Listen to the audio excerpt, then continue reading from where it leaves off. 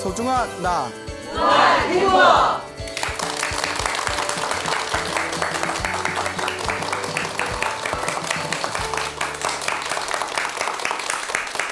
예, 만나서 반갑습니다. 예, 광우 스님이라고 합니다. 많은 분들이 가끔씩 그런 질문 하실 때가 있어요. 스님도 군대 가요? 뭐 이런 이야기를 하신 적이 있는데, 스님들 군대 가요, 안 가요? 예, 갑니다. 예. 처음 알았어요? 예, 저번에도 말씀드렸던 것 같은데. 자, 어쨌거나 스님들도 대한민국 국민이고, 예, 또 주민등록증이 있고, 또 국방의 의무가 있기 때문에 스님들도 이제 군대를 가죠.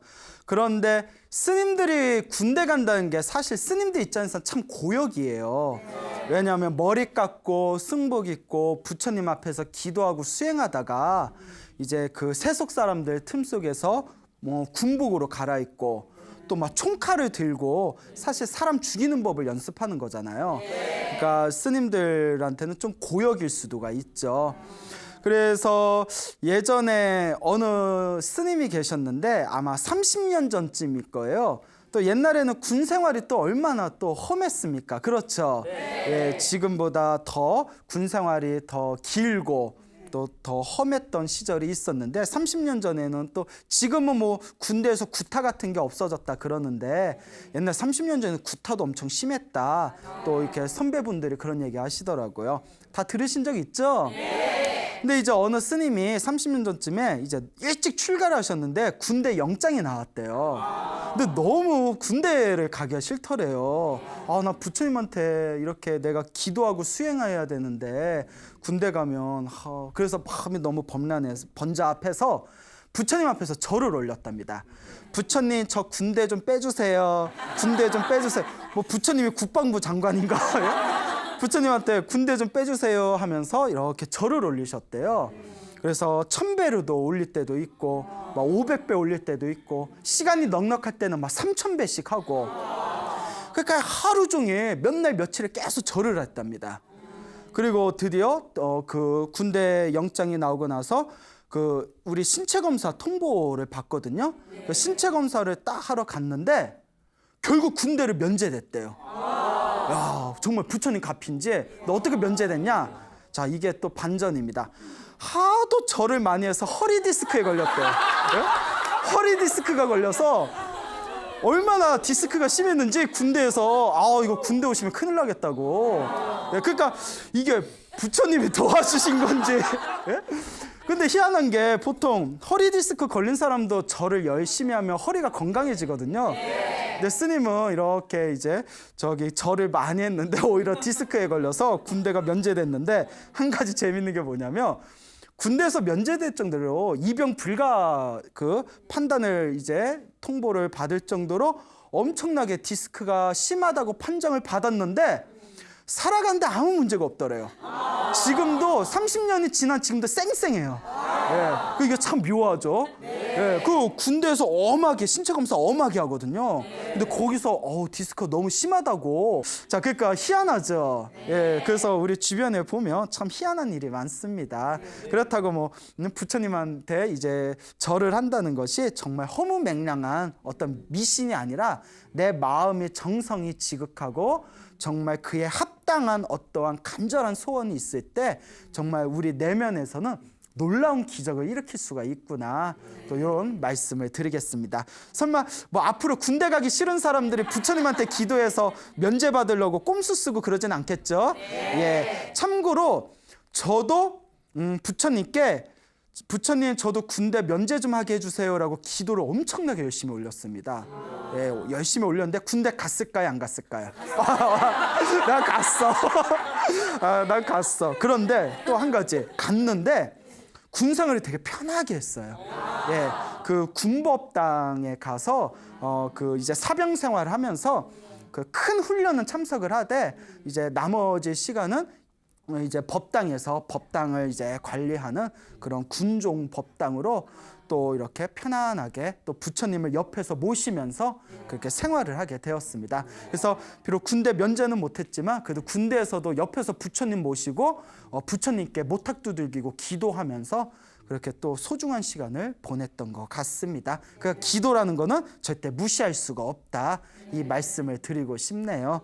자, 그 아까 부처님한테 절해가지고 허리 디스크 걸린 그 스님 이야기도 드렸지만 이것도 비슷한 얘기가 있는데, 여러분 우리 절집에서는 기도를 하면 강력한 어떤 힘을 얻게 된다. 소원을 성취한다거나 어려움에서 벗어날 수 있는 그런 어떤 불보살의 은혜, 가피를 얻게 된다. 이런 이야기가 전해지고 있는데, 또 가장 대표적인 그 기도 수행법 중에 삼천배라고 있어요. 하루 동안 3,000배를 절하는 건데, 3,000배가 쉽겠어요? 어렵겠어요? 엄청나게 힘들어요. 여러분 3,000배 해봤어요? 안 해봤어요? 뭐 자신 있게 그냥 안 해봤어요. 자신 있게 얘기하시네.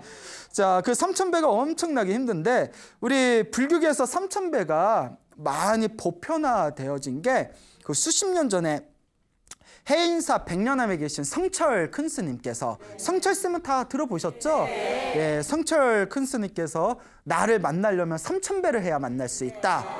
근데 사람들이 성철 스님 만나려고 3,000배를 하다가 성철 스님 만나려고 마음에 품고 있던 고민들이 3,000배 하다가 다 풀려버리는 거예요. 그리고 뭐 3,000배를 하고 성철 스님한테 하소연을 하면 성철 스님이 절을 해라. 모두 다 내 업장이니까 3,000배를 많이 하면 풀린다. 그래서 성철 스님 말만 믿고 3,000배를 열심히 했더니 어떤 인생의 큰 기적 같은 경험을 하신 분들의 입소문이 퍼지면서 어느 순간 자연스럽게 불교계에서 3,000배 수행이 이제 하나의 그 정식 수행법, 정식 기도법으로서 자리를 잡게 되었죠. 그래서 옛날 큰 스님들이 그러시는데, 그 성철 스님 3,000배 이전에는 그 절하는 기도보다는 뭐 연부를 한다거나 다란이를 외운다거나 오히려 그런 기도를 많이 했고, 성철 스님 이후에 그 3,000배니 뭐니 해서 절하는 수행법이 많이 보편화되었다. 이런 말씀을 해주시더라고요. 그리고 이 어느 날이었습니다. 성철 스님이 이제 살아생전에 이제 수많은 불자들이 찾아왔는데, 어느 날 그 추운 겨울날에 나이가 한 50대로 보이는 그 시골에서 올라온 보살님이 성철 스님에 딱 찾아왔대요. 그래서 성철 스님 앞에서 막 눈물을 흘리면서 막 하소연을 하는 거예요. 뭐냐 했더니 아들 때문에 미치고 팔짝 뛰고 너무 힘들다고. 왜 그런고 하니 이 보살님께서 일찍 남편을 사별을 합니다. 시골에서 농사를 지으면서 딸 2명과 외아들 이 3명을 그냥 자기가 농사 지으면서 힘들게 키웠는데, 또 옛날 할머니들 그런 기질 있잖아요. 집안이 잘 되려면 누가 잘 돼야 된다. 아들이 잘 돼야 된다. 그런 거 있잖아요. 인상 팍 쓰시는 분 계시네. 예? 그러니까 오로지 아들만 바라보면서 열심히 농사 짓고 잘 키웠는데, 아니나 다를까 어머니의 정성이 하늘에 닿았는지 아들이 당당하게 사법고시가 아니고 당당하게 법대에 들어갔대요. 그래서 이제 당당하게 이제 법대에 들어갔는데, 그때가 막 이제 막 운동권이 이렇게 판치던 시대였어요. 그래서 이제 운동하던 그런 세대들이었는데, 또 정말 나라와 민족을 위해서 그 민주주의를 위해서 운동하신 분들도 있지만, 또 개 중에는 그냥 마음이 꼬여가지고 그냥 운동한다는 핑계로 모여서 술 먹고 또 막 이렇게 말썽 부리는 그런 좀 이상한 학생들도 있었대요. 어디 가나 또 열심히 하는 사람들이 있는가 하면 좀 부족한 사람들도 있잖아요.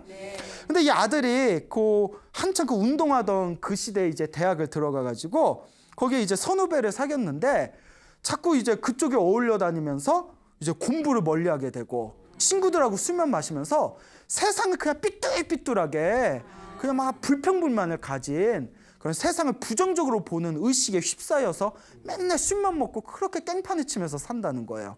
그래서 어머니가 너무 속상해가지고, 아들아 너만 바라보면서 널 이렇게 키웠는데 이러면 어떡하니? 제발 정신 차려라 하며 이 아들놈이 하는 얘기가, 기껏 키워놨다니 엄마는 무식해가지고 하나도 모른다고, 아무것도 모르는 엄마하고는 이야기하고 싶지 않다고, 이렇게 술 먹고 집에 와서 막 깽판 부리고 이러는 거예요. 아이고, 그게 그 자식이라고 키워놨더니 이런 걸 가리켜서 자식이 아니라 뭐다? 왼수다. 예, 그렇죠. 예. 굉장히 격렬하게 감정이입하신 분이 있어요. 집안에 속썩이는 아들 자식이 있으신가. 그러니까 아이고 소리까지 나오네요. 예. 그러니까 이거 아들 때문에 너무너무 힘들다고, 어떻게 하면 좋겠냐고. 성철 스님이 내가 하라는 대로 하겠냐? 하겠습니다. 그럼 하라는 대로 하겠냐? 스님이 시킨 대로 다 하겠습니다. 그런 자식을 만난 것도 누구 업보다? 그래, 네 업보다. 근데 네 업보를 풀어야 되지 않겠냐. 7일 동안 매일 3,000배를 하라고 했대요. 하루에 3,000배를 7일 동안 해라. 근데 이 노보살님이 평소에 농사만 짓고 절을 많이 안 했는데 그 옛날 노보살님도 얼마나 순진해요. 옛날 보살님들 뭐 하나 하라 하면 하잖아요. 그러니까 지금 같으면 하다가 마음이 중요하지 뭐 이러면 이거 뭐 절 숫자가 중요한가? 마음이 중요하지. 약간 우리가 그런 게 있거든요. 그러니까 옛날같이 기도가 필요를 많이 못 받아요. 요새 사람들은 머리는 옛날 사람보다 똑똑한데 순수함이 좀 많이 없잖아요. 옛날에는 부처님 말씀하면 믿습니다 이랬는데 지금은 부처님 뭐 말씀하면 그거 뭐 직접 들었나? 다 책에 나온 내용이지. 예? 막말로 중간에 누가 딴 얘기 썼으면 어떻게 알아? 뭐 약간 이런 것들이 있어요. 좀 가슴 아픈 일이지만. 자, 그러니까 옛날 노보살님들 순수한 마음으로 성철 스님이 시키셨으니까 깊은 뜻이 있겠지. 부처님 믿습니다 하면서 매일매일 3,000배를 해서 7일을 했대요. 그냥 온몸을 후들후들거리면서 얼마나 힘들었겠어요. 그 고통을 이루 말할 수가 없겠죠. 7일 딱 끝내고 집에 왔답니다.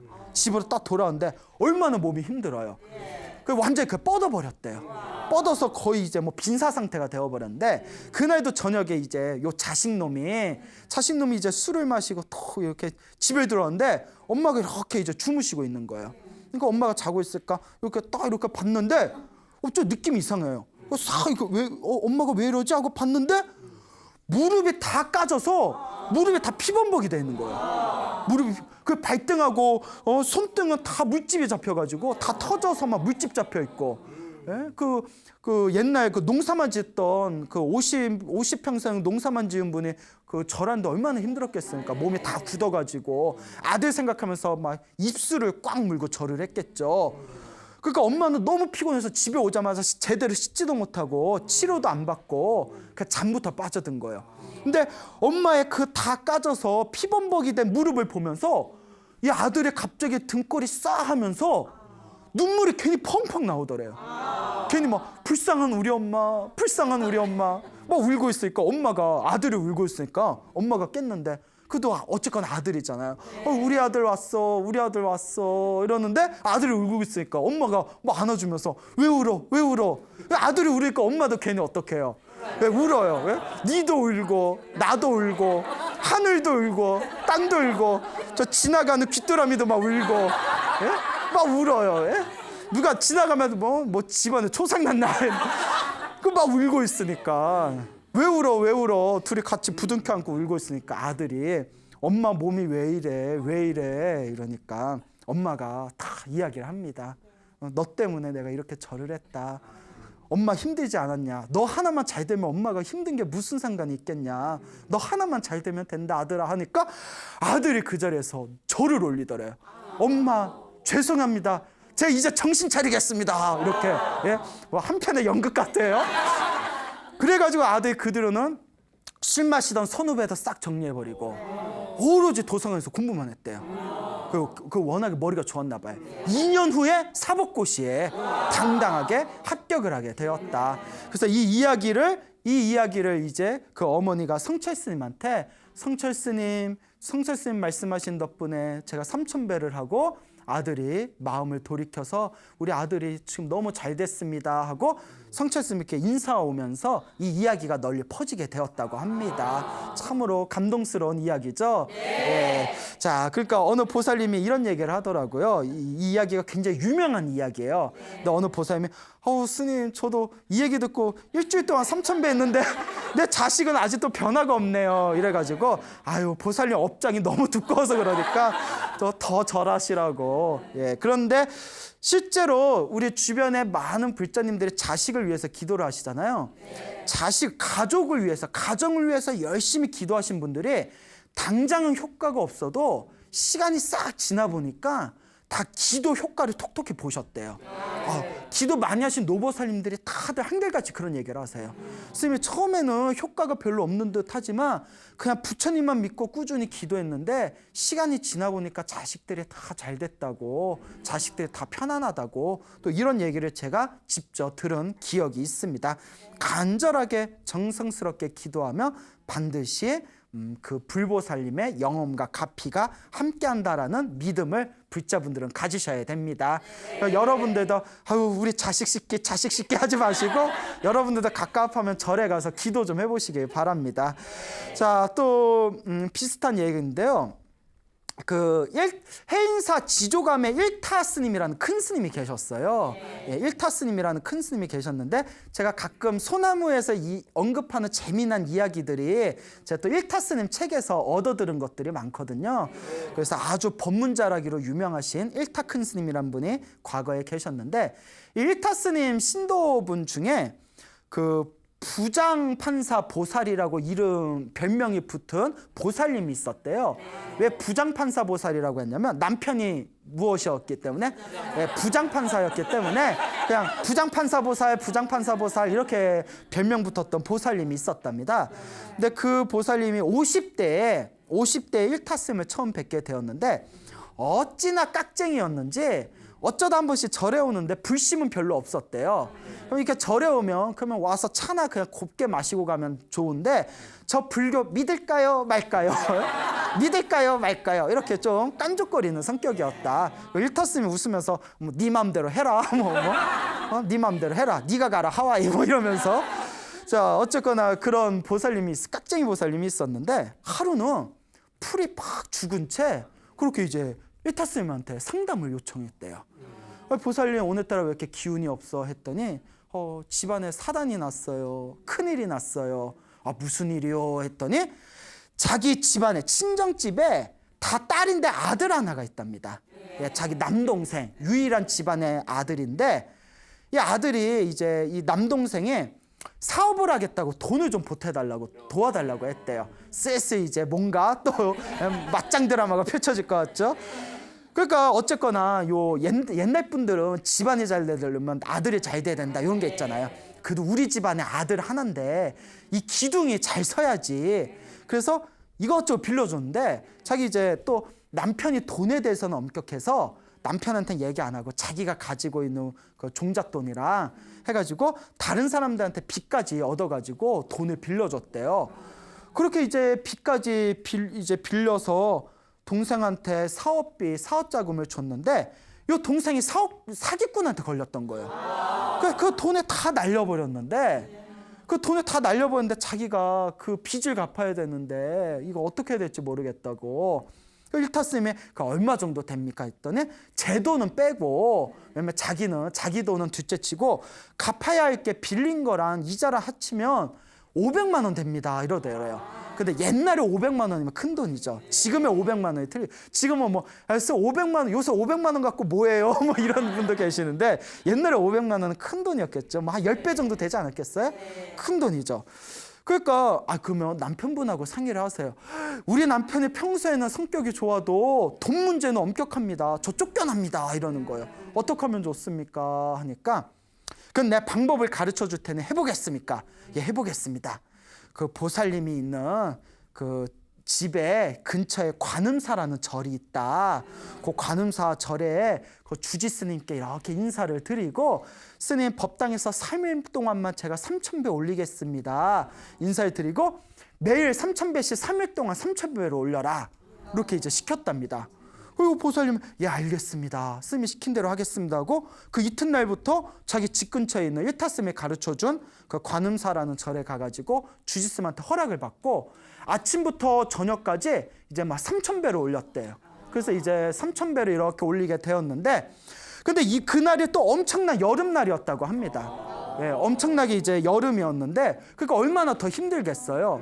그래서 너무 힘드니까 그러니까 요분이 너무 힘들어서 중간에도 막 그만두고 싶을 때에도 억지로 절을 했대요. 아까도 서두에 말씀을 드렸지만 원래 불심이 없었다고 했잖아요. 그러니까 108배도 안 해봤던 분이 첫날부터 3,000배를 하려니까 온몸이 다 찢어지는 것 같죠. 그러니까 근데 어떻게든 이를 악물고 그 3,000배를 했대요. 3,000배를 그 한여름에 땀 뻘뻘 흘리면서 힘들게 끝내고 집에 돌아오는데 다리가 후들들들들들 걸려가지고 집에 딱 들어왔는데 저녁에 이제 남편이 딱 와 있더래요. 자기 어디 갔다 왔어? 여보? 이랬는데 부인이 얼굴이 새파래가지고 다리는 달달달달 떨면서 말도 없이 방에 들어가가지고 뻗어버리니까 어디 아프냐, 왜 그러냐. 그거 남편이 그래도 좀 부인을 위하는 마음이 있나 봐요. 너무 걱정이 돼서 이런 모습 본 적이 없는데 너무 걱정이 돼가지고 밖에서 의사를 불렀대요. 의사를 불러서 왕진을 했는데 이제 의사분은 그냥 좀 과로하신 것 같습니다. 그리고 이제 의사는 갔는데 뭐 별로 걱정하실 건 없을 것 같습니다. 근데 이제 남편이 이제 잠을 잘렸는데 밤에 저녁에 자꾸 부인의 에그 그거 이래버리니까 남편이 얼마나 신경 써요. 막 다리 주물러주고 어깨 주물러주고 여보 왜 그래? 그거 말은 못하겠고 예? 또 부인은 얼마나 미안하겠어요. 예? 저 돈 때문에 미치고 팔짝 뛰겠는데 자기 아프다고 또 남편이 밤새워서 간병해 주니까 그 남편이 이러고 보면 되게 부인을 좀 위하는 것 같아요. 그 부인이 가장 서러울 때가 그 아파서 방에 누워 있는데 남편이 쓱 들어오더니 여보 밥 안 해? 이럴 때 그렇게 서럽고 내가 그렇다고 하더라고요. 그 얘기 아시죠? 예, 요새는 그러면 큰일 난다 그러는데 요새 젊은 여자들은 옛날 분들 같지 않아서 할 말 다 하고 그러잖아요. 무섭잖아요. 근데 또 남편 입장에서는 그 얘기 들으면 아니 그럼 아프다고 말을 해줘야지. 그냥 누워있어서 쉬고 있는 줄 알았지. 근데 남자들 좀 단순해요. 뭘 말을 해줘야 알지. 그러니까 여자들은 왜 말하기 전에 내 마음 몰라줘? 이거고 남자들은 알아줄 테니까 말을 해. 이거 왜 영원히 이게 안 돼. 미안해. 저는 연애를 책으로 배웠는데 책에 그런 내용이 나오더라고요. 여자는 표현을 안 하고 남자는 표현을 해줘야만 알아듣고 이게 엄청난 비극이에요. 비극. 그러니까 이제 남편이 막 이렇게 이제 밤새워서 이제 간병을 했는데 그 다음 날도 이제 가요 안 가요? 가야 되잖아요. 그 다음 날도 이제 그 법당에 가가지고 그 다리 또 후덜덜덜 떨리면서 또 절을 올렸는데 첫 번째 절보다 더 힘든 게 두 번째 날 절입니다. 막 온몸에 알이 배겨가지고 두 번째가 더 힘들어요, 사실. 그것도 막 그 이를 악물고 막 피눈물을 흘리는 마음으로 그 웬만한 사람들 때려쳤을 거예요. 그러니까 여러분, 우리가 기도를 하려면 기도가 피를 받으려면 이런 좀 도끼가 있어야 돼요. 어설프게 기도해놓고 왜 부처님이 소원 성취 안 해주지? 이런 마음으로는 그 기도가 피가 이루어지지 않습니다. 그 소나무를 통해서 놀라운 기도의 기적을 얻으신 분들 이야기를 딱 들려드릴 때 공통점이 다들 그냥 거기에 푹 미쳐가지고 도끼 있게 독종 소리 들으면서 기도를 밀어붙인 분들이 다들 소원 성취했거든요. 그러니까 뭐 그 어설프게 뭐 108배, 200배 해놓고 왜 안 되지? 막 이러고 예? 왜 찔려요? 왜? 뭐 엄청 찔린가 보다. 막 얼굴을 못 드시네. 뭐 여하튼 예. 그러니까 막 그 이를 악물고 또 3,000배를 합니다. 그리고 또 3,000배라고 또 다리가 후들들들 거려가지고 집에 온데 또 남편이 아니야 몸이 아프다면서 어딜 나가 한데 또 보살님은 힘드니까 또 침대에 누워가지고 에고 그거 이러니까 남편은 이제 또 미치고 팔짝 뛰는 거죠. 도대체 어딜 가길래 또 밤새워서 또 이렇게 간병을 해줬대요. 그 3일째 되는 날 그 오늘의 마지막이다. 정말 발걸음이 안 떨어지는데 억지로 갔대요. 얼마나 힘들었겠어요. 정말 눈물을 막 울면서 해도 저래 울면서 얼마나 힘들었겠어요. 눈물을 툭툭 흘리면서 3,000배 마지막 3일째 3,000배를 마치고 딱 집에 왔는데 그날은 남편이 없더래요. 저녁에 왜 또 남편이 가지 않았네 하고 있는데 이제 누워서 쉬려고 하는데 전화가 왔답니다. 띠리리리 하고 전화가 와서 딱 받았더니 사모님 부장판사님이 쓰러지셨어요 이러는 거예요. 병원에 입원했어요. 그러니까 머리가 새카매지더래요. 아니 지금 설상가상이라고 남편이 또 왜 쓰러져. 그래서 이게 어떻게 된 건가 해가지고 오만 그냥 생각이 다 들면서 병원에 갔는데 의사가 하는 얘기가 걱정 마세요. 과로로 인해서 잠깐 쓰러지셨으니까 3일 동안 푹 입원하고 푹 쉬시면 나으실 겁니다. 몸에는 문제 없습니다. 이러는 거예요. 생각해봤더니 부장판사 일이 얼마나 많겠어요. 낮에 일하고 집에 들어왔는데 이틀 동안 에고고고 거리는 부인 밤새서 간병했더니 쓰러진 거예요. 그러니까 부인이 얼마나 가슴이 나 때문에 남편까지 이렇게 내가 속썩이는구나. 그리고 이제 남편이 이렇게 이제 간병을 하는데 이 사회적 지위와 명예라는 게 무시 못하지 않습니까?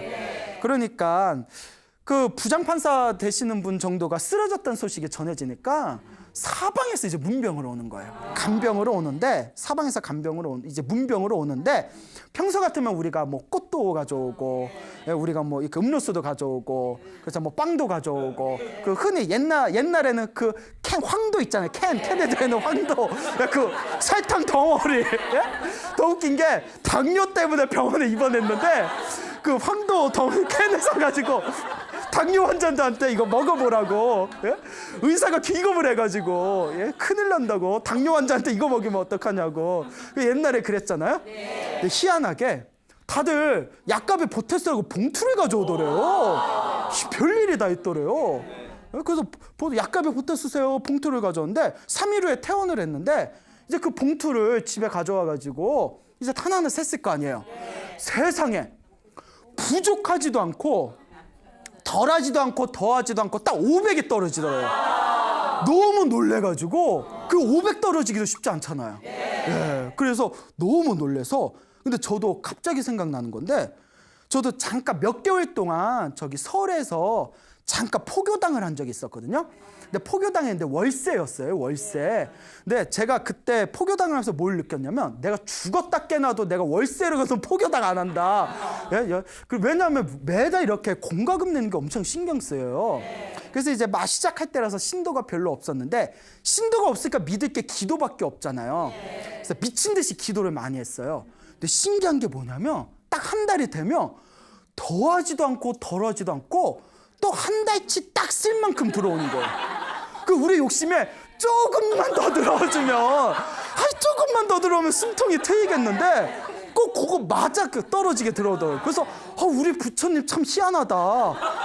그래서 내가 오죽 우리 부처님 가계부 쓰시나, 어쩜 이렇게 딱 맞아 떨어지게 들어오냐, 좀 더 들어와도 되는데. 그러니까 요 보살님도 덜하지도 않고 더하지도 않고 딱 500에 들어온 거 확인하고 마음에 갑자기 이렇게 확신이 들더래요. 이건 부처님이 도와주신 거다. 그래서 남편한테 자신 있게 얘기했대요. 그 조심스럽게 이런 일이 있었다. 다 미안하다. 근데 남편이 화를 낼 줄 알았던 남편이, 에휴 뭐 진작 얘기하지. 이것도 다 진짜 부처님 갚인 것 같은데 어차피 공돈이니까 그 돈으로 빚 갚으시오 해가지고 그걸로 잘 갚았다는 일화가 있습니다. 그래서 요 깍쟁이 요 부장판사 보살님이 그 뒤에 완전히 불심을, 정말 엄청난 체험을 한 거잖아요. 완전한 불심을 갖추고 매일매일 하루도 안 빠지고 108배를 하는 그런 정성스러운 불자가 되었다라는 이야기가 일타스님 법문에 나옵니다. 여러분, 이와 같이 우리가 부처님한테 간절하게 기도를 하고 부처님한테 절을 올리는 게 참으로 묘한 은혜와 영험과 가피가 있다라는 확신을 가지시기 바랍니다. 3000배, 3일 동안 3000배 했는데 이루어지지 않으면 일주일 동안 해보시고, 일주일 동안 했는데도 이루어지지 않으면 21일 동안 해보시고, 21일 동안 했는데도 안 되면 한번 100일 동안 해보시고, 그러면 반드시 됩니다. 내가 못하는 거지, 내가 안 하는 거지. 그런데 스님, 왜 어떤 사람은 조금만 기도를 해도 효과를 빨리 보고, 왜 어떤 사람은 기도를 많이 했는데도 효과가 더디거나 당장 안 나타납니까? 제가 항상 드리는 말씀, 전생에 지어놓은 복이 많으면 이번 생에 조금만 기도해도 효과를 빨리 보지만, 전생에 지어놓은 복이 없고 지지리도 복도 없는 사람들은 이번 생에 기도를 많이 해도 효과를 더디게 느끼게 됩니다. 하지만 효과를 빨리 보든 효과를 더디게 보든 불보살님의 기도의 가피는 분명하다는 확신을 갖고 우리가 꾸준히 해야 됩니다. 알겠죠? 자, 그래서 지금 이제 드렸던 이 이야기와 또 비슷한 내용인데, 어느 보살님이 계셨어요.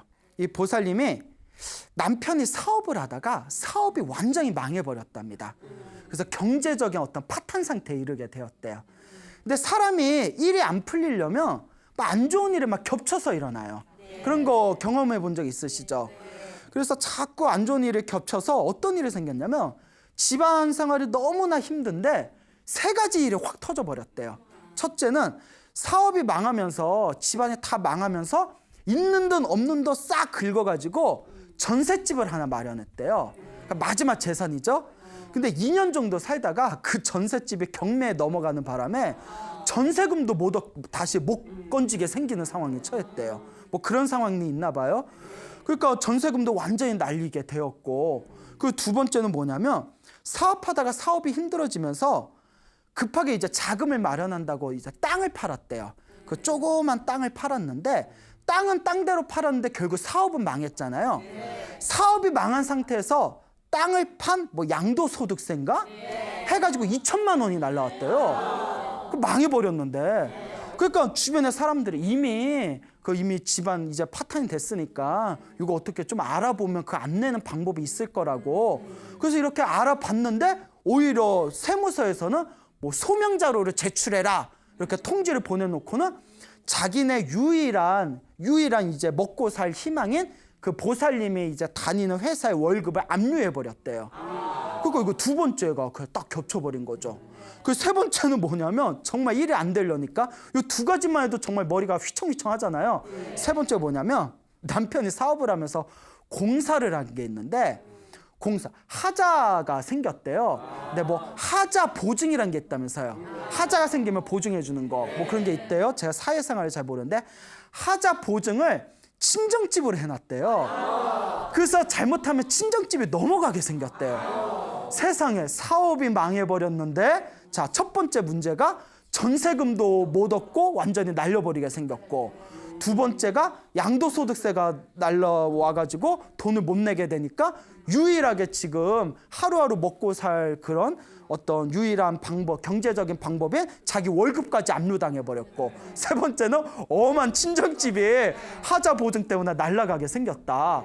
와, 이 정도면 거의 최악의 상황 아닙니까? 네. 이분이 너무너무 힘들어가지고 어떻게 하나도 아니고 방법이 없잖아요. 누워서 무슨 생각을 했냐면, 이대로 잠들어서 다음날 눈이 안 떠졌으면 얼마나 힘들면 그러겠어요. 사람이 얼마나 힘들면 그냥 이대로 잠들고 눈이 안 떴으면 좋겠다.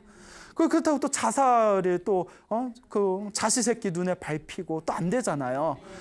어떡하나 하다가 이분이 아까 얘기한 일타 스님 있죠.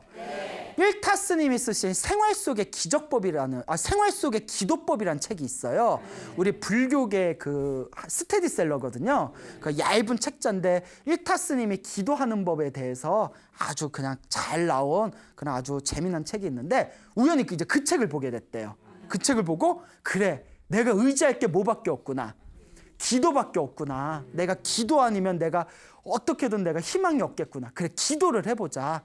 그래서 3일 동안 3,000배를 하기로 합니다. 30일 동안 3,000배를 하기로 해요. 그래가지고 토요일날 이제 첫 번째 3,000배를 올렸대요. 토요일날 첫 번째 3,000배를 올리고 얼마나 힘들었겠어요. 그러니까 다리가 찢어지는 느낌이 들더래요.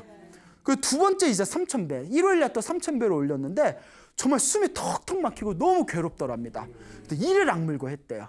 근데 웬만한 사람들은 다 포기했을 거예요. 너무 힘들고 괴로우니까. 그래서 항상 말씀드리죠. 기도는 좀 도끼가 있어야 된다고. 미친 듯이 3,000배라고. 그 다음날 월요일은 다행히 오전 근무였대요. 오전 근무를 마치고 점심 먹고 절에 와서 밤 늦게까지 3,000배를 다 마쳤답니다. 목표로 한 3일 동안 3,000배를 딱 마치고 집에 왔는데 뭐 아무 응답이 없더래요. 이거 뭐지? 예? 무릎만 아프고.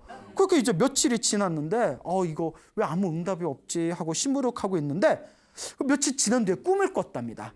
자, 이렇게 꿈을 꿨는데 누가 그 문을 두들기더래요. 그래서 문을 열어줬더니 점잖해 보이는 남자하고 여자가 이렇게 찾아왔대요. 누구세요? 했더니 우리는 동국대 총장 부부요 이러더래요. 동국대가 불교학교잖아요. 동국대 총장 부부요. 뭐 근데 얼굴은 잘 모르고 우리가 뭐 동국대 총장 얼굴 볼 일이 언제 있겠어요? 하여튼 꿈에서 동국대 총장 부부요 하고 찾아오더니, 아니 집이 이 지경인데 집이 떠내려가게 생겼는데 뭐 하고 있는 거냐고. 그래서 그 얘기 듣고 이렇게 집을 살펴봤더니 비가 내려가지고 집이 반이 차버렸대요. 그 집이 반이 물로 차가지고 정말 떠내려갈 상황인데 비켜보라고 하더니 이 총장 부부라는 분이 앞에 있는 하수구를 뻥 뚫어주고 뒤에 있는 하수구를 뻥 뚫어준데 물이 시원하게 싹 빠지는 꿈을 꿨대요. 그리고 눈에서 딱 뗐는데 물이 싹 빠지는 꿈을 꿨잖아요. 그러니까 순간 자기도 모르게 직감에 일이 싹 풀리려나 보다. 그렇잖아요. 물이 싹 빠지니까 일이 싹 풀리려나 보다 하고 생각이 들면서 앞에 있는 하수구, 뒤에 있는 하수구를 뻥 뚫어줬잖아요. 하수구 2개를 뿌려줬잖아요. 그러니까 이분이 그냥 자기도 모르게 직감으로 내가 3가지 고민이 있는데 2가지는 해결되겠구나. 그런 게 이렇게 싹 올라오더래요. 뭐 신기가 있나? 예? 어떻게 그 꿈을 그렇게 해석을 잘해? 그러니까 기도를 많이 하니까 그게 딱 느껴졌나 봐요. 아니나 다를까 며칠이 지난 뒤에 이제 시간이 지난 뒤에 그 3가지 있었죠? 그 3가지 중에서 전세금 문제랑 양도소득세 문제랑 친정집에 보증하자 문제랑 3가지 중에서 2가지는 해결이 됐대요. 2가지는 아주 해결이 원만하게 잘 됐고 하나 남은 거는 이제 은행하고 이야기가 잘 돼서 자기가 감당할 수 있는 상황에서 짐을 지고 매일매일 착실하게 갚아나가고 있다고. 그래서 이분께서 너무나 힘들고 어려운 과정 속에서 정말 기도의 힘을 통해 가지고 너무나 지혜롭게 원만히 해결이 되었다. 그래서 이분은 정말 기도에 대한 이 영험과 이 부처님의 가피는 분명하다라는 확신을 얻으셨다고 합니다. 여러분, 이와 같습니다. 지금 여러분에게 이제 또 여러 가지 이야기를 들려드렸는데요. 제가 항상 여러분들에게 드리는 말씀이 있습니다. 우리 앞에 펼쳐진 행복이나 우리 앞에 펼쳐진 불행이라는 게 다 누가 지은 업보죠? 내가 지은 업보다. 누누이 말씀을 드렸죠. 전생에 여러분들이 지어놓은 복이 많으면 이번 생에 일이 좀 더 잘 풀립니다. 여러분들이 전생에 지어놓은 복이 부족하니까 이번 생에 자꾸 브레이크가 걸리는 거예요. 그래서 우리가 어떻게 표현하냐면 이번 생에 우리가 먹고 사는 게 전생에 지어놓은 선업의 그 저축해 놓은 통장에서 꺼내 쓰는 거예요. 꺼내 쓰고 있는 것이다. 근데 여러분들 전생에 지어놓은 선업이 이렇게 부족하면 꺼내 쓸 게 있어요, 없어요? 없죠. 꺼내 쓸 복이 없는 겁니다. 그러니까 이번 생에 여러분들이 열심히 기도하고 열심히 복을 짓고 열심히 선업을 짓는 것도 이번 생에 효과를 볼 수도 있지만 또 한편으로는 다음 생에 꺼내 쓸 수 있는 일종의 선업의 적금 창고죠. 선업의 적금을 드는 것이다. 그렇기 때문에 항상 여러분들께 드리는 이야기가 우리가 행복하고 편안하고 원하는 일을 원만하게 이루면서 살아가기 위해서는 반드시 복이 있어야 된다라는 말씀을 여러 번 드렸습니다. 그래서 이 복이라는 게 불교에서는 이렇게 표현한다고 했죠. 복이 많을수록 원하는 것을 빨리 얻게 된다. 그리고 아예 복이 없으면 아예 원하는 것을 얻을 수가 없다. 복이 없을수록 복이 부족할수록 원하는 것을 쉽게 얻을 수가 없다라는 말씀을 여러 번 드렸습니다. 여러분 그래서 그런 경험 있으시죠? 열심히 노력을 안 했는데도 쉽게 얻는 경우 있지 않아요? 무언가 살아오면서 누구나 그런 경우 있을 거예요. 별로 노력 안 했는데 이게 웬 떡이야? 하고 일에 잘 풀릴 때도 있고 정말 간절하게 그 어느 때보다도 노력했는데도 일이 전혀 안 될 때도 있잖아요. 그러니까 이게 사람이 우리가 흔히 자기계발서 보면 노력해라, 노력하면 된다. 근데 불교에서는 노력만으로는 안 되는 게 있다고 합니다. 살아보신 분들은 아실 거예요. 노력만으로 안 되는 운이라는 게 있어요. 그 운이 많고 적은 것은 다 어디서 나온다? 내 복그릇이에요. 내 복의 그릇. 내 복의 그릇에 복이 많으면 운이 많은 거고요. 복의 그릇에 이거 복대기가 이거 복대기가 붙은 게 없네. 그 운이 안 풀려요. 그러니까 이 복을 짓는다는 게 굉장히 중요합니다. 그래서 불교의 궁극적인 목표는 잘 먹고 잘 사는 게 아니에요. 우리 불자들은 남편 사업 잘 되게 해주세요. 자식 식기 잘 되게 해주세요. 며느리 잘 들어오게 해주세요. 우리 딸 사위 잘 만나게 해주세요. 뭐 이런 소원을 비지만 그것도 다 한바탕 꿈이라는 거예요. 불교의 궁극적인 목표는 사실 깨달음이에요. 그런데 깨달음을 얻기 위해서도 가장 필요한 게 복이래요. 복이 있어야 잘 먹고 잘 살지만 또 복이 있어야 깨달음을 할 수 있는 수행도 생기게 됩니다. 그래서 우리가 흔히 수행 복이 있어야 된다라는 표현을 쓰거든요. 그만큼 복이 중요합니다. 그러니까 여러분 우리가 전생에서부터 알고 모르게 우리 중생들은 많은 악업을 지어왔습니다. 내가 지었던 그 악업이 내 삶의 행복을 장애하는 장애물이 됩니다. 그래서 업보의 장애물이다 해서 업장이라고 하죠. 이 업장이 소멸돼야 행복의 고속도로가 뻥 뚫리게 됩니다. 그러니까 업장을 소멸하는 가장 좋은 방법이 절하고 염불하고 부처님 경전을 독송하고 사경을 하는 기도입니다. 기도를 많이 하시고 내가 가지고 있는 걸 조금이라도 수많은 사람들에게 베풀고 부처님께 공양을 올리고 열심히 복을 짓는다면 업장이 소멸된 깨끗한 마음자리에 여러분들이 복을 지은 복의 씨앗에 아주 화려한 꽃과 열매를 맺게 돼서 여러분들의 행복한 삶을 크게 일으킬 수가 있을 것이다 라는 믿음과 확신을 가지시기 바랍니다. 그러니 기도 열심히 하시고 복도 열심히 지으시고 가장 중요한 거 마음을 잘 사용해야 된다라는 것을 명심하시기 바랍니다. 알겠죠? 네. 안녕하십니까. 소중한 나 무한행복 시간입니다. 여러분 반갑습니다. 우리 중생들이 살아가는 이 세계를 사바세계라고 합니다. 사바세계. 그래서 제가 우스갯소리로 사람들한테 사바세계는 사바 아부를 잘해야 잘 살 수 있다 해서 사바세계라고 그런 아재 개그 썰렁한 농담을 할 때가 있는데요. 사바세계라는 뜻은 원래가 참아야만 살 수 있는 세계다라는 뜻이라고 합니다. 사바라는 말이 산스크리트어에서 나온 말인데 참아야만 살 수 있다라는 뜻이 있다고 합니다. 어떤 분이 불교에 대해서 전혀 모르시다가 사바세계, 우리가 살아가는 세계는 사바세계고 참아야만 살 수 있는 세계입니다 라고 했더니 무릎을 탁 치시면서 어쩜 그렇게 인생에 대해서 그렇게 표현을 잘했는지 정말 놀랍다고 그렇게 깜짝 놀라워 하시던 어떤 분이 또 기억이 나기도 합니다. 맞습니다.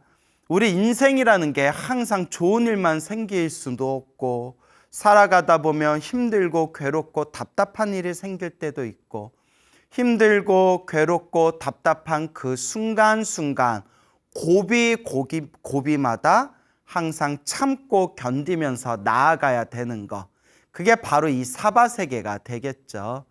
이렇게 힘들고 답답하고 참아야만 살 수 있는 세계, 이 사바세계에서 우리가 의지해야 할 최고의 의지처는 무엇일까요? 맞습니다. 바로 부처님입니다.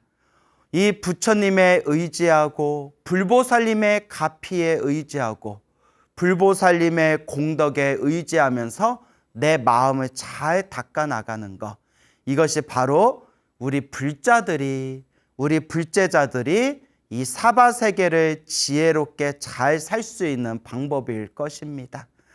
우리 주변에 보면 많은 분들이 살아가면서 너무나 힘들고 괴롭고 답답할 때 오직 부처님만을 생각하면서 오직 부처님을 의지하고 부처님에 기대어 간절하게 정성스럽게 기도해서 크나큰 가피를 받으신 그런 불자님들이 굉장히 많습니다. 그래서 제가 늘 우리 불자님들께 드리는 이야기가 불교는 지식의 종교가 아니다. 백날 좋은 얘기 귀로 들어봤자 절대 사람은 쉽게 변하지 않습니다. 80평생을 사람들에게 교육하고 사람들을 가르쳤던 어떤 어르신이 계시는데 그 어르신께서 하시는 말씀이 내가 평생 살면서 학생들을 가르쳐 봤는데 사람은 그렇게 쉽게 변하지가 않더라라는 이야기를 하시더라고요. 참 그 말씀이 맞다라는 생각이 들었습니다.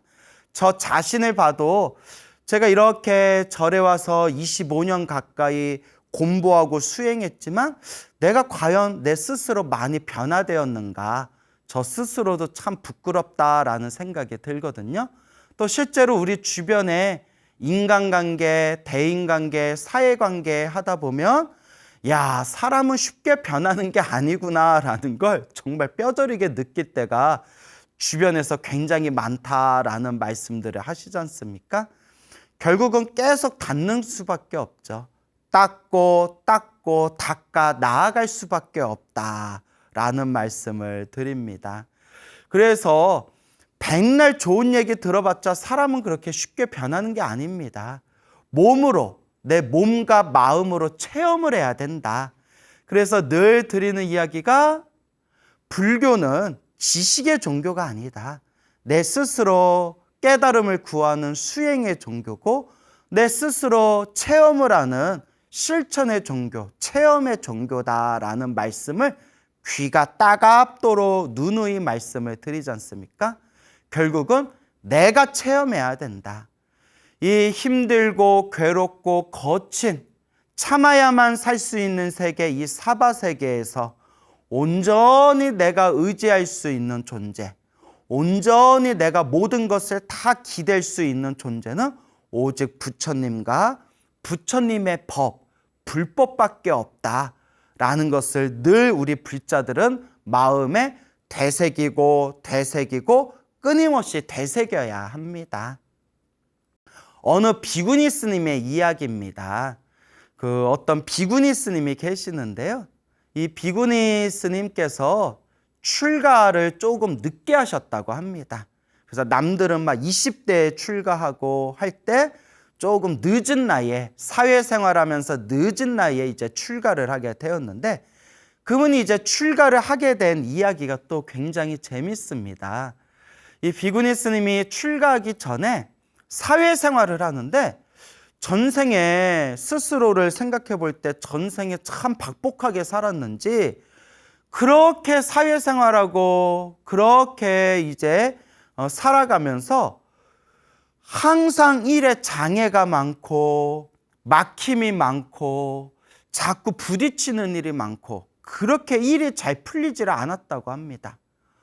너무너무 살아가는 게 힘들고 괴롭고 지치다 보니까 무언가 또 의지하고 싶은 마음이 들지 않습니까? 그래서 이제 절에 다니게 되었는데 그 절에 계시는 그 스님께 스님 제가 너무나 살아가는 게 힘들고 괴롭고 답답합니다. 어찌하면 되겠습니까? 라고 하니까 그 스님께서 하시는 말씀이 기도해라 라고 말씀하시면서 돌덩어리가 부처님으로 보일 정도로 기도해라. 야, 그러니까 우리 이렇게 길 가다가 돌덩어리 보이면 뭐 그냥 돌인가 보다 별 생각 없잖아요. 그 땅바닥에 굴러다니는 하찮게 보이는 그 돌조차도 그 돌조각조차도 부처님으로 보일 정도로 그렇게 간절하게 기도해라. 그래서 이제 기도를 시작했다고 합니다. 그래서 처음에는 이제 108배를 시작했고 108배를 점점 200배, 300배, 500배씩 점점 조금씩 늘려나가면서 매일매일 하루에 2시간 이상씩 매일 1000배 기도를 올렸대요. 2시간에 1000배면 절을 엄청 빨리 하는 거죠.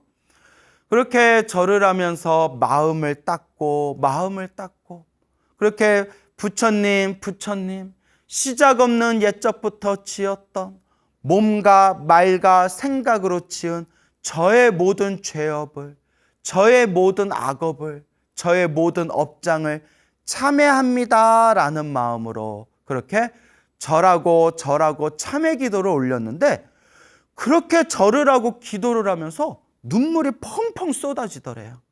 뭐가 그렇게 서럽게 쌓인 게 많았는지 그렇게 이제 눈물을 펑펑 쏟으면서 기도했다고 합니다.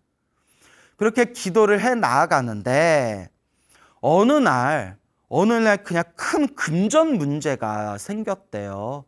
아마 뭐 장사를 하거나 사업을 하거나 무슨 일을 하다가 큰 이제 돈 문제가 생겼는데 도무지 이 돈 문제를 어떻게 해결할 기미가 없더랍니다. 그래서 자다가도 설칠 정도였대요. 자다가도 그 돈 문제 때문에 자다가도 너무나 답답하니까 자다가 벌떡 일어나서 관세음보살 연불 하면서 막 절을 올렸대요. 자다가도 너무나 답답해가지고 그렇게 하염없이 연불하고 부처님께 절을 올리고 절을 했는데 얼마나 간절했겠어요. 기도는 간절히 정성스럽게 꾸준히 하는 게 핵심이라고 했죠.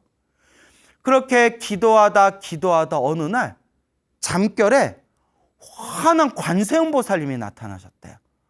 환한 관세음보살님이 나타나셔서 뭘 이렇게 손으로 뭘 이렇게 주시더래요. 그래서 이렇게 받아보니까 황금 열쇠더래요. 황금 열쇠. 황금 열쇠를 딱 받는 꿈을 꾸면서 관세음보살님이 주시는 그 황금 열쇠를 딱 받는 그 꿈을 꾸면서 눈을 딱 떴더니 한바탕 생생한 꿈이었던 거예요. 희한하다, 희한하다 했는데 아니나 다를까 그 관세음보살님이 황금 열쇠를 주시는 그 황금 열쇠를 딱 받는 꿈을 꾸고 난 뒤에 일사천리로 갑자기 일이 잘 풀려가지고 그 큰 금전 문제를 싹 해결하게 되었다라는 그런 말씀을 하시더라고요. 그래서 참으로 이 부처님의 가피가 분명히 있기는 있구나.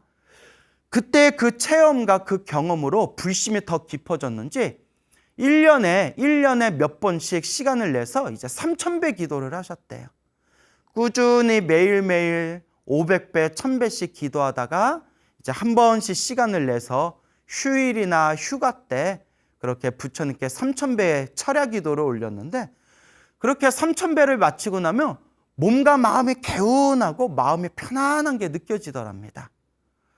그렇게 이제 제법 세월이 지나면서 불심은 더욱더 깊어지고 그렇게 깊어지는 불심 따라서 이 더덥고 허망한 이 인간 세상의 모든 인연의 집착을 다 내려놓고 머리 깎고 출가하자 해가지고 조금 늦은 나이지만 머리 깎고 출가해서 지금은 이제 그렇게 부처님의 가르침을 잘 닦고 계시는 어느 비구니 스님의 이야기를 전해 듣게 되었습니다. 그래서 그분이 항상 하시는 말씀이 부처님 법을 만나니 너무나 편안하다. 부처님 법을 만나니 너무나 행복하다라는 말씀을 하셨다고 합니다. 중요한 것은 내가 체험을 해야 돼요, 여러분. 어떤 분이 이런 얘기를 해요. 스님 법문을 항상 즐겨 듣고 스님 법문 들으면서 머리로는 기도해야지, 복지어야지, 공덕을 쌓아야지, 염불하고 부처님 경전 공부해야지, 기도 열심히 해야지라는 거 머리로는 다 아는데 도저히 몸으로 따라주지가 않는데요. 그러니까 기도만 하려고 하면 졸리고 하품나고 답답하고 짜증나고 기도에 집중을 못하겠대요.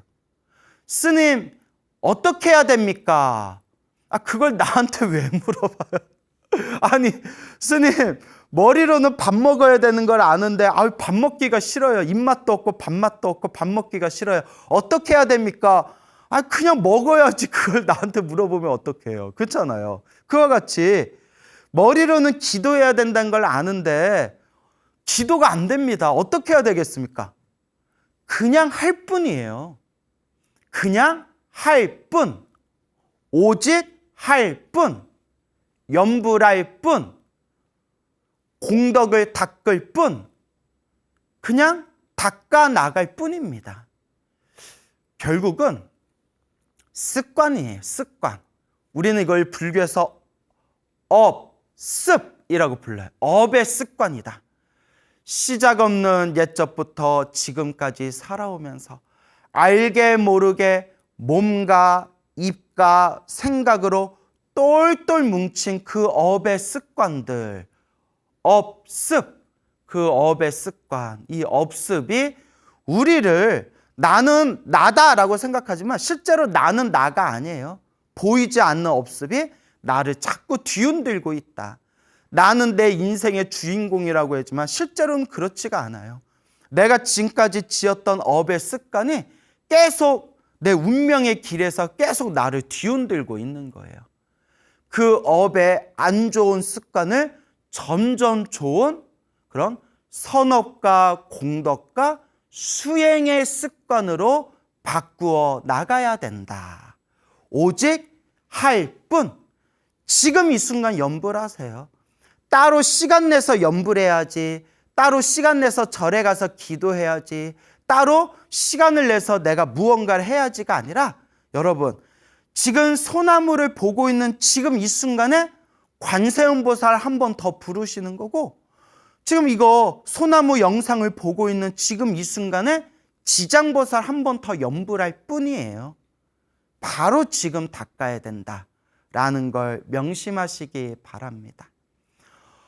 어느 중년의 불자님이 계셨어요. 이 중년의 불자님이 해주신 이야기인데 이 여성 불자님이 이제 남편하고 중매 결혼을 해서 이제 남편하고 결혼 생활을 했는데 살아보니까 남편이 좀 영 이상하더래요. 내가 어쩌다 이런 사람하고 결혼했나, 어쩌다 이런 사람하고 결혼했나 싶을 정도로 그렇게 남편분하고 인연이 좋지가 않았나 봐요. 그렇게 남편하고 사이가 안 좋은 상황에서 2번 임신을 하셨는데 초창기에 2번 다 낙태를 하셨대요. 아이고 이걸 또 어째. 2번 임신을 했는데 2번 낙태를 했대요. 2번이나. 그리고 나중에야 부처님 법을 만나서 부처님 법을 공부하고 스님들 법문도 듣고 인과 법문도 듣다 보니까 아이고 내가 큰 업보를 지었구나. 내가 무서운 업보를 지었구나. 내가 내 욕심 때문에 내 어리석은 견해 때문에 그냥 내 인연 따라 찾아온 그 멀쩡한 아이들을 내가 다 떨어뜨렸구나 라는 엄청난 후회와 죄책감과 마음의 짐이 느껴지더래요. 그래서 이게 오래전 얘기인데 몇 년 전에 그렇게 스님들 법문 듣고 불교 공부하다가 자기가 2번이나 낙태를 했었던 그 업보에 대한 그런 후회감이 막 밀려왔을 때 우리 불교TV, BTM 불교TV 회장 스님이신 우리 성우 큰 스님하고 이렇게 대화를 하면서 성우 스님께서, 성우 회장 스님께서 간절하게 기도해라, 간절하게 참회 기도해라 라고 이렇게 다독여 주시고 권유를 해 주셨대요.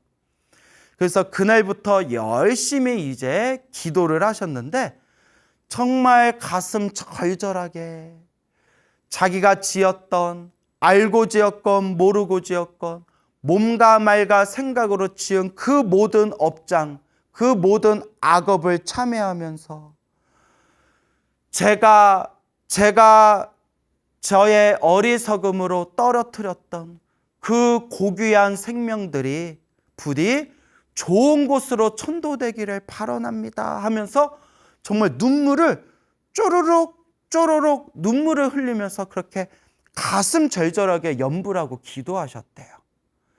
그렇게 매일매일 그 아이들을 생각하면서 뱃속에 있었던 아이들을 생각하면서 간절하게 기도를 하던 어느 날 그렇게 몇 개월 동안 열심히 기도를 했는데 그날도 이렇게 기도를 하는데 눈앞에 환한 이렇게 환상이 펼쳐지더래요. 눈앞에서 생생한 환상이 펼쳐지면서 머리에 모자를 쓰시고 아주 그런 환한 모자를 쓰시고 아주 그냥 그런 고급스러운 그런 귀한 옷을 입은 거룩한 자태, 거룩한 모습을 갖춘 분이 눈앞에 싹 나타나시더래요.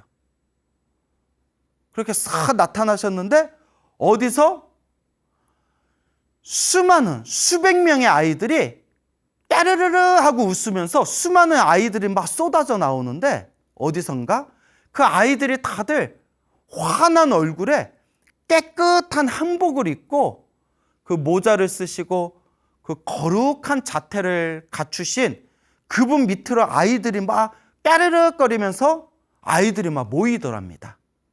그러더니 어디선가 그 우리 놀이공원 가면 옛날에 뭐 그 청룡열차라고 있었잖아요. 옛날에 우리 저기 놀이공원에 가면 막 청룡열차 막 이렇게 있었잖아요. 엄청나게 큰 청룡열차에 그 아이들이 하나도 빠짐없이 그 청룡열차에 다 탄 뒤에 환한 해맑은 미소를 지르면서 까르르 까르르 웃으면서 저 허공의 환한 빛 속으로 그 수많은 아이들이 청룡열차를 타고 그 빛 속으로 싹 떠나는 꿈이 아니라 그런 생생한 환상을 눈앞에서 싹 펼쳐지더랍니다. 그 순간 이 불자님이 눈에서 눈물이 주르르르 흘리면서 관세음보살님 감사합니다. 지장보살님 감사합니다. 부처님 감사합니다. 라는 마음이 이렇게 솟구치더랍니다. 딱 절에 다니신 분은 딱 느낌이 오시죠? 아, 그 아이들이 다 천도되었구나. 근데 그 아이, 자기가 낙태했던 아이 2명만 천도된 게 아니라 자기와 인연이 있었던 그 아이들과 인연이 있었던 모든 그런 유주무주, 주인이 있거나 주인이 없거나 그 외로움에 떨던 그 아이들이 불보살 앞이로 다 이렇게 천도가 되었구나. 그 간절한 염불과 간절한 기도의 힘이 부처님의 가피와 하나가 되었던 것이죠. 그 뒤로 그 불자님이 마음에 답답하게 남아있던 그 마음의 짐이 싹 사라지는 게 느껴졌고, 그 뒤로도 지금까지 한결같이 기도를 열심히 하시는 그런 불제자로서 지금도 신행생활을 잘하고 계신다고 합니다. 우리 삶에 우리가 살아가면서 머나먼 과거 전생에서부터 시작 없는 옛적부터 탐욕과 성냄과 어리석음으로 물들어 몸과 입과 생각으로 지은 그 수많은 업보들, 그것이 얼마나 많겠습니까? 산으로 따진다면 수미산보다도 높을 것이고, 바다로 따진다면 저 태평양 바다도 훨씬 더 깊을 것입니다. 내가 살아가는 모든 삶의 업의 인연이 좋은 인연이건 나쁜 인연이건 한치의 흠도 없이, 한치의 오차도 없이 내가 지은 업의 인연이 그대로 내 앞에 펼쳐진 것이다. 그러니 우리 불자들은 항상 매일매일 염불하고 매일매일 기도하면서 부처님, 부처님, 제가 지은 모든 죄업을 참회합니다. 부처님, 부처님, 저를 포함해서 일체 모든 중생이 괴로움에서 벗어나 영원한 행복을 얻어지이다. 부처님, 부처님, 저와 인연 있는 모든 영가들이 다 함께 천도되어지이다. 부처님, 부처님, 모든 중생 다 함께 성불하여 지이다. 오직 염불할 뿐, 오직 기도할 뿐, 오직 복과 선업과 공덕을 닦아야 됩니다. 부처님의 가피는 결코 허망하지 않다. 우리가 지금 닦고 닦는 이 불보살님의 가피와 공덕은 결코 헛되지 않다. 빨리 받는 사람도 있고 더디게 받는, 늦게 받는 사람도 있을 수는 있지만 그것도 내 업의 인연일 뿐, 그 속에서 닦아나가는 나의 발걸음 하나하나는 결코 헛되지 않다. 부처님의 가피와 이 불법의 공덕은 현재 진행형이고 지금 이 순간 활짝 찬란하게 꽃피우는 부처님의 위대하고도 신묘한 그런 은혜의 힘이다 라는 것을 우리가 명심하고 명심해야 됩니다. 얼마 전에 친분이 있는 우리 보살님과 대화를 하면서 정말 감동스러운 이야기를 들었어요. 여러분 잘 들어보세요. 어느 불자님이 계세요. 어느 보살님이 계시는데 불심이 아주 깊고 정말 기도를 열심히 하시는, 그리고 마음이 되게 착하세요. 마음이 참, 누가 봐도 마음이 착하신 그런 불자님이 계시는데 법명이 도시맹이라고 해요. 도시맹 불자님. 이 도시맹이라는 보살님이 계시는데, 도시맹이란 법명이 많은데, 예. 도시맹이라는 이 보살님이 실제로 겪으신 일이 이래요. 요 불자님께서 평소에도 항상 그 나무아미탑을 관세음보살 항상 그것을 노트에다가 늘 염불 하면서 노트에다 항상 적으시고 매일매일 항상 염불하고 기도하시는 분인데, 얼마 전에 손녀딸을 이제 얻게 되셨대요. 손녀딸을 얻었는데, 문제가 생긴 거예요. 손녀가 태어날 때 태반을 뒤집어 쓰고 태어났대요. 제가 애를 안 낳아가지고 뭐 그게 무슨 뜻인지 잘 모르겠는데, 이렇게 태반을 뒤집어 쓰고 나오면 안 되는 건가 봐요. 태반을 뒤집어 쓰고 나와가지고 애가 이렇게 지금 상황이 좀 안 좋은 상태였대요. 그래서 호흡을 스스로 못하는 거예요. 호흡을 스스로 못하니까 병원에서 급하게 검사를 해보니 폐는 문제가 없는데 심장이 부어있더라는 거예요. 심장이 부어있더래요. 너무나 심각한 상황이라서 큰 대형 병원에 이제 입원을 하게 되고, 뭐라고 하죠? 인큐베이터라고 하나요? 신생아들 이렇게 이제 들어가서 치료받는 그런 무균실, 인큐베이터에 들어가가지고 스스로 호흡을 못하는 상태에서 기계의 도움을 받아서 이제 치료를 받는 상황이었대요. 신생아가.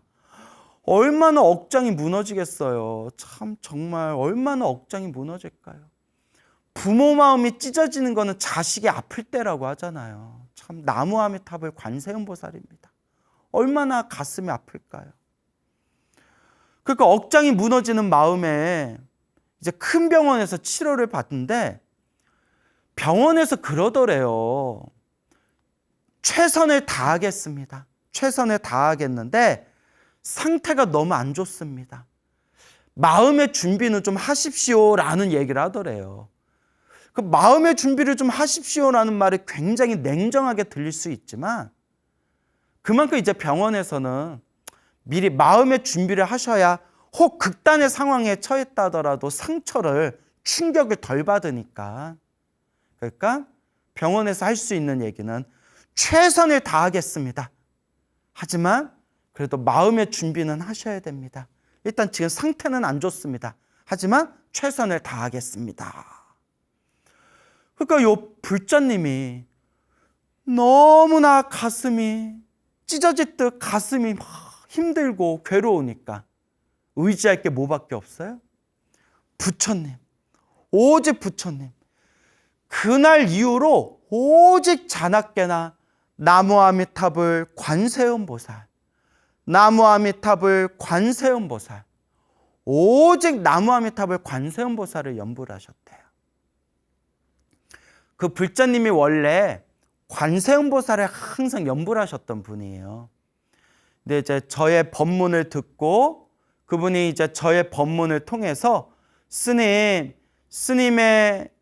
정토 염불 법문을 들으면서, 맞아, 그래, 이 사바세계는 괴로움의 세계, 내가 아무리 복을 많이 지어서 또 태어났다 하더라도 그 복을 다 쓰고 나면 결국 또 괴롭게 살 수밖에 없는 업보대로 살아가는 세계가 이 중생들의 세계고, 열심히 염불해서 저 아미타 부처님 극락세계, 아미타 부처님 극락세계 성불학교에 태어나는 것, 이 성불학교에 태어나서 아미타 부처님을 모시고 수행을 해서 깨달음을 얻고 윤회에서 벗어나는 것, 이 정토 염불이야말로 최고의 길이다라는 걸 완전히 확신이 드셨대요. 근데 그분이 질문을 하시기를, 스님, 제가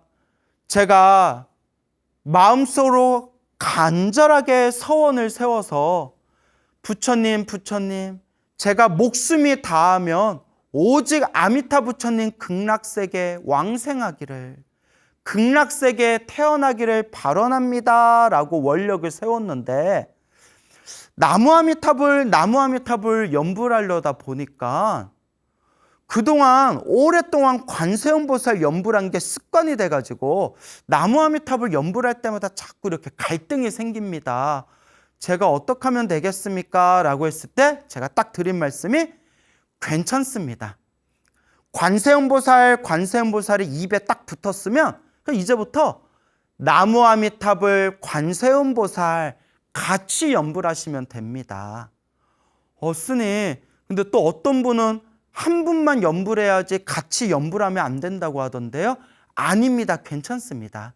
옛날에도 나무 아미탑을 관세음보살 같이 연불했던 기록이 옛날에도 남아 있습니다. 그리고 또 중요한 게 관세음보살님은 이마 위에 항상 아미타 부처님을 모시고 다니는 보살님입니다. 관세음보살님은 만약에 불자가 나무 아미탑을 연불하면 그것을 큰 기쁨으로 여기시는 보살님이 관세음보살님입니다. 실제로 관세음보살님 이마 위에 부처님을 우리가 조각하지 않습니까? 관세음보살님 이마 위에 모시고 다닌 분이 바로 나무 아미타불입니다. 그러니 나무 아미타불 관세음보살 연불하다가 갑자기 나무 아미타불로 바꾸기가 쉽지가 않으니까 나무 아미타불 관세음보살 이렇게 같이 연불하셔도 됩니다 라고 말씀을 드렸죠. 그러니까 이 불자님이 그때부터 오랫동안 나무 아미타불 관세음보살 항상 이와 같이 연불하셨는데 그날도 손녀딸을 위해서 간절하게 나무 아미타불 관세음보살을 연불하셨다고 합니다.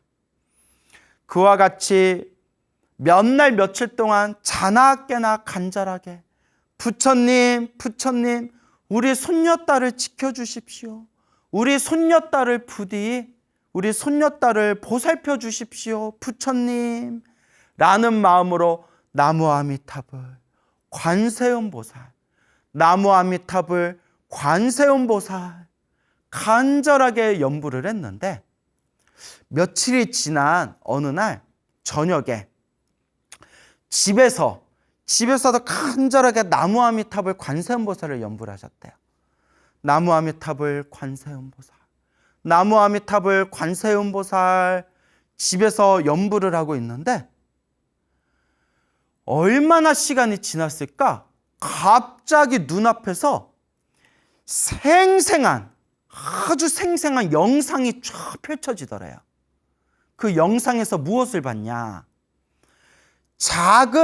아주 작은 분홍빛 심장이 보이더래요.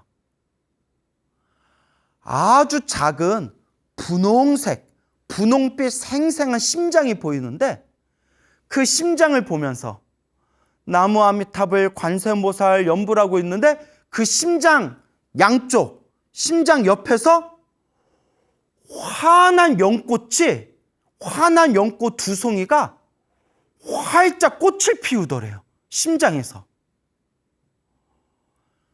분홍색 작은 심장에 그 옆에서 아주 맑고 깨끗한 환한 연꽃 두 송이가 활짝 꽃을 피우는 걸 생생하게 눈으로 보면서 딱 정신을 차리고 시계를 딱 봤더니 연불하는데 어느새 2시간이 휙 지나가 버렸더래요. 너무나 기분이 맑고 깨끗하고 편안한 느낌이 들면서 자기도 모르게 부처님 감사합니다. 나무 아미타불 관세음보살 하는 마음이 솟구쳤는데 그 다음날 병원에서 소식이 왔다는 거예요. 기적입니다. 정말 이런 경우는 저희들도 처음 봅니다. 아기가 상태가 극적으로 좋아졌습니다 라고 하더래요. 대박. 소름 대박. 아기가 상태가 극적으로 너무 좋아졌습니다. 제 상태가 너무 좋아지고 있습니다 하면서 나중에 이제 담당 의가 하는 얘기가 자기들도 이런 경우는 처음이라고 하면서 지금 너무나 특이한 케이스라서 지금 이 아기의 상태라든가 그 치료 과정을 학술 자료용으로 아예 그걸 만들어 놨다고 해요. 너무나 특이한 일이라서. 그래서 정말 기적입니다. 기적이 있다면 이게 기적입니다라고 병원에서도 그렇게 같이 기뻐해 주더랍니다. 그렇죠. 병원에서도 정말 위험한 상태에 있던 아기가 그렇게 갑자기 극적으로 상태가 좋아지니까 사람의 마음, 인지상정이라면 당연히 기쁜 마음이 들 수가 없죠. 그 소식을 들은 이 불자님이 부처님 감사합니다. 부처님 감사합니다. 이 모든 게 부처님 값입니다. 라고 하면서 퇴원을 했는데 이렇게 꾸준하게 정기검진을 받는데요. 그래서 얼마 전에, 며칠 전에 또 병원에서 아기 정기검진을 받았는데 아주 건강하고 상태가 좋습니다라는 이야기를 들었다고 합니다. 나무 아미타불 관세음보살. 이와 같이 모든 중생들이 괴로움에서 벗어나 행복했으면 좋겠습니다. 모든 불자들이 혹 힘들고 괴롭고 답답한 일이 생겼을 때 조금만 기도하고 조금만 염불해도 다들 그 괴로움에서 벗어났으면 참 좋겠습니다. 우리 주변에 큰 병에 걸렸거나 그 어린 아이들이 힘들고 괴로운 질병에 고통스러워할 때 부처님 도와주세요, 보살펴 주세요 라는 그 염불 한마디에 모든 사람들과 모든 아이들이 다들 행복하고 편안했으면 정말 좋겠습니다. 정말 그러기를 바라옵니다. 하지만 이 중생의 어변이라는 게 그렇게 쉽지가 않습니다. 정말 간절하게 기도했는데도 일이 잘 안 풀릴 때도 있고, 정말 간곡하게 기도했는데도 몸에 병이 낫지 않고 멀리 세상을 떠날 때도 실제로 있습니다. 눈가에 눈물을 이 땅이 흠뻑 젖을 정도로 간절하게 기도해도 안 되는 거는 안 되는 그런 정말 어쩔 수 없는 이 업의 인연이라는 게 있습니다. 모든 사람들이 조금만 염불하고 조금만 기도해도 그 모든 중생들이 고통에서 벗어나 행복할 수만 있다면 바로 이 세계가 바로 극락세계가 되겠죠. 하지만 분명히 부처님도 말씀하셨지만 좋은 일도 나쁜 일도 행복도 불행도 좋은 인연도 나쁜 인연도 다 내가 지은 업의 인연이다. 결국 내 스스로 묵묵히 닦아야 됩니다. 오직 닦을 뿐, 오직 염불할 뿐, 오직 수행할 뿐입니다. 시작 없는 옛적부터 지금까지 살아오면서 우리가 쌓았던 그 수많은 업보가 얼마나 많겠습니까?